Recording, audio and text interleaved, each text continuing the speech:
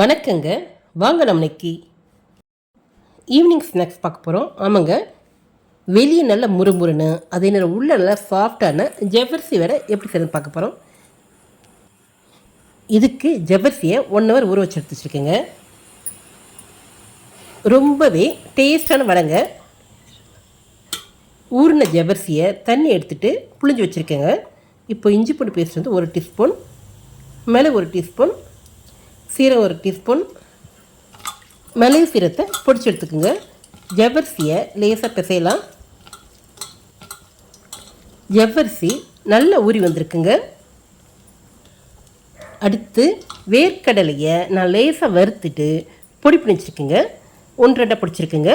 இப்போ அதில் பாதி சேர்த்துக்கலாம். கொத்தமல்லி கருவேப்பிலையை பொடிசாக நறுக்கி வச்சுருக்கேங்க. இப்போ அது சேர்த்துக்கலாம்.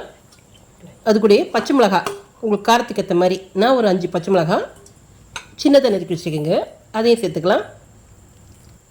2 உருளைக்கிழங்க வேக வச்சு மசிச்சு வச்சுருக்கீங்க. இப்போ அதையும் சேர்த்துக்கலாம். எல்லாத்தையும் சேர்த்து பிசையலாம்.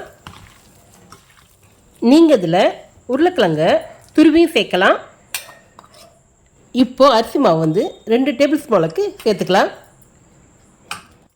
கார்ன் மாவு 1 டேபிள் ஸ்பூனுங்க. இதையும் சேர்த்துட்டு 2 வெங்காயத்தை வந்து பொடிசாக நறுக்கி வச்சுருக்கேங்க. இப்போ அதை சேர்த்துக்கலாம். நம்ம எடுத்துருக்க அளவுக்கு இதுக்கு மேலே வெங்காயம் சேர்த்துறாதீங்க, இது போதுங்க. எனக்கு காரம் பத்தாதுங்க, அதனால் 1 டேபிள் ஸ்பூன் அளவுக்கு மிளகாத்தூள் சேர்த்துக்கிறேன். இது எல்லாத்தையும் சேர்த்துட்டு நல்லா பிசையலாம். இதில் தண்ணி சேர்க்க தேவையில்லைங்க. இதுக்கு தேவையான உப்புத்தூள் சேர்த்துக்குங்க. எல்லாத்தையும் ஒரு சேர பிணைஞ்சிட்டு உப்பு காரம் சரியாக இருக்கான்னு செக் பண்ணிக்கோங்க. இதில் எல்லாமே சரியாக இருக்குங்க. இதுக்கு ஒரு சட்னி பண்ணலாம். 2 கைப்பிடி அளவுக்கு கொத்தமல்லி புதினா எடுத்துருக்கேன். அது கூட 2 பூண்டு, பச்சை மிளகாய் ஒரு 5, உப்பு, கொஞ்சம் புளி, இதை அரைக்கலாம். சட்டியில் எண்ணெய் காஞ்சிருச்சுங்க. வடை போட்டுக்கலாம். ஒன்றா தட்டி போடுங்க. ரொம்ப மெலிசாக தட்டிடாதீங்க, ஓரளவுக்கு மொந்தமாக தட்டிக்குங்க.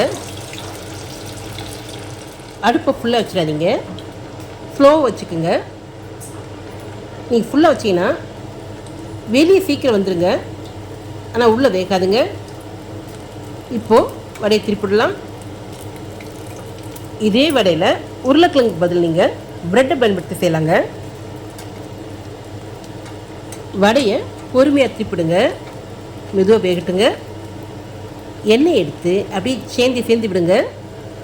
பாருங்கள், வடை நல்லா வெந்து வந்துருக்குங்க. வெளியே நல்லா முறுமுறுன்னு இருக்குங்க.